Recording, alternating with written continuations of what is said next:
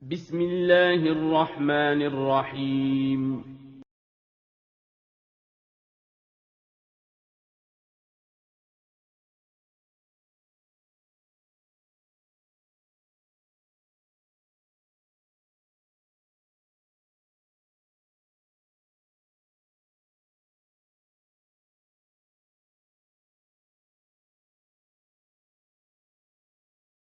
Bismillahirrahmanirrahim. Assalamualaikum warahmatullahi wabarakatuh. Alhamdulillahirabbil alamin, wassalatu wassalamu ala asyrofil anbiya'i wal mursalin wa ala alihi wa sahbihi ajma'in. Amma ba'du. Teman-teman, bagaimana kabarnya hari ini? Semoga semuanya selalu dalam lindungan Allah Subhanahu wa taala, diberikan kesehatan serta iman yang kuat, imun yang kuat juga ya, supaya kita bisa melakukan pembelajaran hari ini dengan lancar tanpa kekurangan suatu apapun. Nah, teman-teman, sebelum kita mulai pembelajarannya, mari kita sama-sama berdoa terlebih dahulu. Bismillahirrahmanirrahim. Allahumma inni as'aluka ilman nafi'an wa rizqan thayyiban wa amalan mutaqabbalan. Alhamdulillah, kita sudah berdoa. Semoga ilmu yang kita dapatkan hari ini bisa bermanfaat. Nah, teman-teman, kali ini kita sudah masuk di pembelajaran 5 dan 6 di tema 1, subtema ke-1. Dan materi kita hari ini adalah yang pertama, ciri-ciri hewan vertebrata dan avertebrata. Kemudian gambar ilustrasi cerita. Kemudian organ gerak hewan avertebrata atau kupu-kupu di sini. Baik, mari kita mulai di materi yang pertama, yaitu ciri-ciri hewan vertebrata dan avertebrata. Teman-teman bisa buka bukunya pada halaman 46 dan 47. Ciri-ciri hewan vertebrata dan avertebrata. Tuhan menciptakan beragam makhluk hidup lengkap dengan cirinya masing-masing. Nah, contohnya kelinci, ada juga siput di sini. Keduanya sangat berbeda. Kelinci merupakan hewan vertebrata. Nah, teman-teman masih ingat apa itu hewan vertebrata? Siapa yang masih ingat? Ya, hewan vertebrata yaitu hewan yang memiliki tulang belakang. Nah, sedangkan siput di sini merupakan hewan avertebrata. Nah, apa sih perbedaan antara hewan vertebrata dan hewan avertebrata? Kalian akan mempelajarinya dalam pembelajaran berikut. Nah, coba kalian lihat gambar yang ada di halaman 47.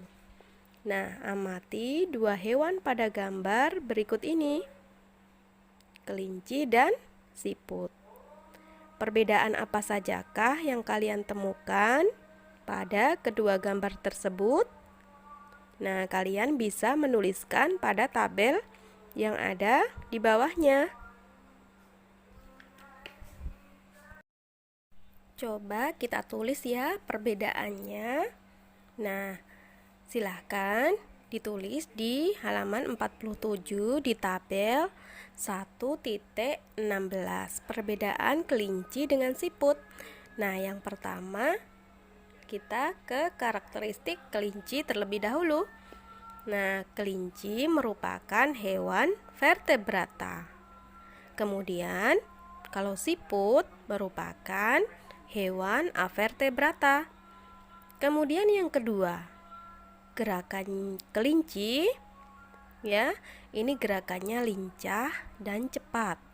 Sedangkan siput gerakannya lambat atau lamban. Kemudian yang ketiga, perbedaan yang ketiga adalah kelinci berpindah tempat dengan berlari, berjalan, dan melompat. Sedangkan siput berpindah tempat dengan merayap. Kemudian yang keempat, kelinci dipenuhi dengan bulu halus. Sedangkan siput karakteristiknya dilindungi oleh cangkang. Nah, yang kelima, kelinci tentu saja bertulang belakang. Sedangkan siput tidak memiliki tulang belakang atau tidak bertulang belakang. Nah, itu ya teman-teman, sudah dituliskan di buku kalian. Ya, itulah perbedaan hewan vertebrata dan avertebrata. Nah, kalian sudah tahu ya. Teman-teman, adapun ciri-ciri hewan avertebrata lainnya antara lain biasanya susunan sarafnya berada di perut, memiliki rangka luar, dan otaknya tidak dilindungi oleh rangka. Contoh hewan avertebrata di sini tadi adalah siput. Ada yang lain yang bisa mencontohkan, teman-teman? Siapa yang bisa? Ya, di buku kalian halaman 48 yang bagian atas, silahkan dibuka. Di situ ada gambar siput. Nah, contoh lain hewan avertebrata adalah siput, serangga, cacing, ubur-ubur, gurita, dan cumi-cumi. Nah, sekarang kita amati organ gerak siput berikut ini. Nah, coba teman-teman perhatikan hewan siput berikut ini. Nah, siput dia kemana-mana selalu membawa rumahnya. Nah, rumahnya ini adalah dinamakan cangkang. Di cangkang di situ ada lingkaran, kemudian ada di titik tengah itu adalah puncak. Kemudian siput juga memiliki kaki. Nah, kakinya di situ berupa kaki perut dengan bentuk pipih dan lebar. Kemudian siput juga punya mulut. Silakan diamati.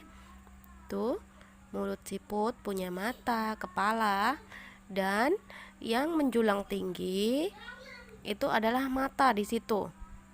Nah, yang siput ini punya antena tinggi. Nah, di situ di atas ternyata di situ tempatnya mata. Nah, yang di bawah antena kecil itu adalah tangkai mata. Kemudian dia punya tentakel juga.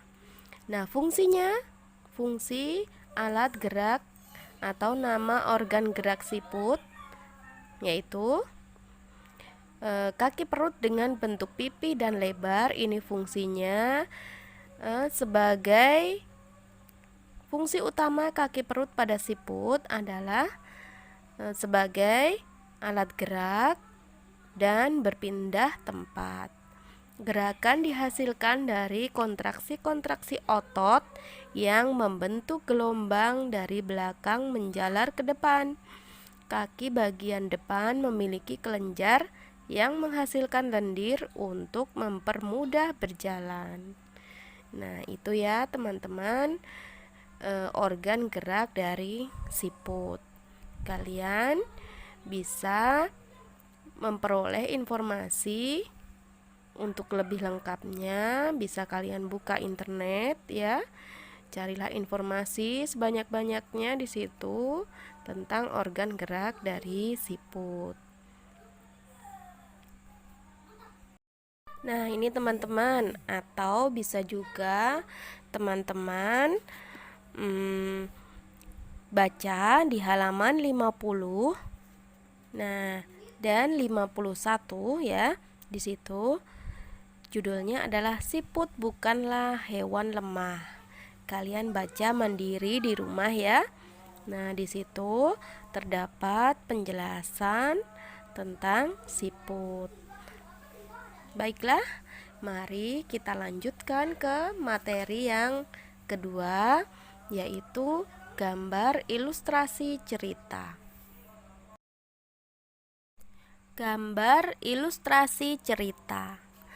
Nah, teman-teman, pada pembelajaran sebelumnya kalian telah mempelajari ragam gambar cerita atau ilustrasi. Dalam membuat gambar cerita, kalian harus mengetahui corak gambar cerita atau ilustrasi. Nah, berikut ini adalah corak gambar cerita atau ilustrasi. Yang pertama adalah realis. Realis merupakan gambar yang dibuat seperti keadaan aslinya, baik bentuk, ukuran, dan tata letaknya. Contohnya adalah lukisan berikut ini. Contoh lukisan berjudul Kapal Dilanda Badai karya Raden Saleh di bawah. Nah, ini ya contoh gambarnya ya. Nah, itu. Kemudian yang kedua adalah karikatur. Karikatur merupakan gambar yang melebih-lebihkan atau mengubah dari objek aslinya. Gambar karikatur menyajikan objek dengan karakter yang lucu dan aneh. Biasanya, gambar karikatur mengandung kritikan dan sindiran. Nah, contohnya seperti gambar berikut ini. Nah, biasanya gambar karikatur mengandung kritikan dan sindiran. Nah, itu ya teman-teman contohnya. Kemudian yang berikutnya adalah gambar ilustrasi. Berikutnya adalah kartun. Nah, kartun merupakan gambar yang berfungsi untuk menghibur dan berisikan humor. Gambar kartun dapat berupa hewan atau manusia, seperti contoh berikut ini. Nah, ini adalah contoh gambar kartun. Berikutnya, teman-teman, adalah dekoratif. Dekoratif adalah gambar yang disajikan dengan mengubah bentuk objek aslinya, tetapi tanpa menghilangkan ciri-ciri khasnya. Nah, ini adalah contoh gambar dekoratif. Nah, itu ya teman-teman, kalian sudah mengetahui berbagai gambar cerita atau ilustrasi. Yang pertama realis, karikatur, kartun, dan dekoratif. Nah, untuk materi yang berikutnya yaitu organ gerak hewan avertebrata, yaitu kupu-kupu. Mari kita simak penjelasannya berikut ini. Kupu-kupu merupakan hewan yang lucu, warnanya indah dan menarik. Banyak orang menyukai kupu-kupu. Ia terbang dan hinggap pada bunga-bunga. Badannya kecil tetapi memiliki sayap lebar. Sukakah kalian pada kupu-kupu? Nah, kupu-kupu termasuk serangga. Kupu-kupu memiliki organ gerak yang sama seperti serangga-serangga lainnya.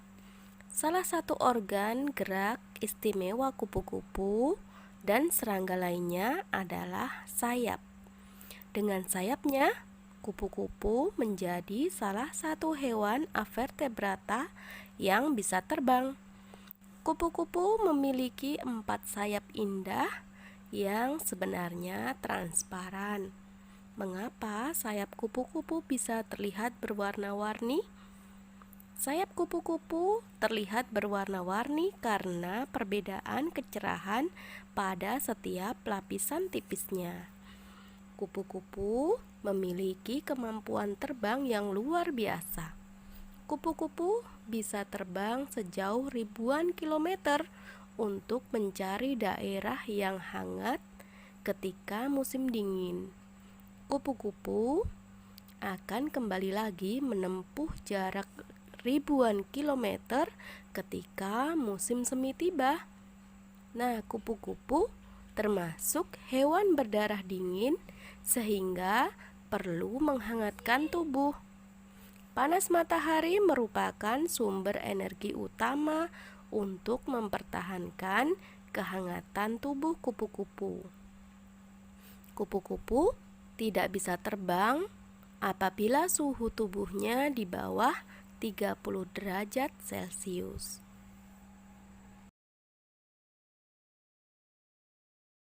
Nah, bagaimana teman-teman? Sudah tahu kan organ gerak yang dimiliki oleh kupu-kupu? Tadi kita sudah simak videonya, kemudian penjelasannya juga. Nah, kemudian sekarang tugas kalian adalah carilah contoh hewan vertebrata dan avertebrata, kemudian identifikasi serta bandingkan nama organ gerak dan fungsinya. Tuliskan di dalam tabel ya. Boleh kalian menggunakan tabel untuk mengidentifikasinya. Cari hewan vertebratanya 3, kemudian avertebratanya juga 3.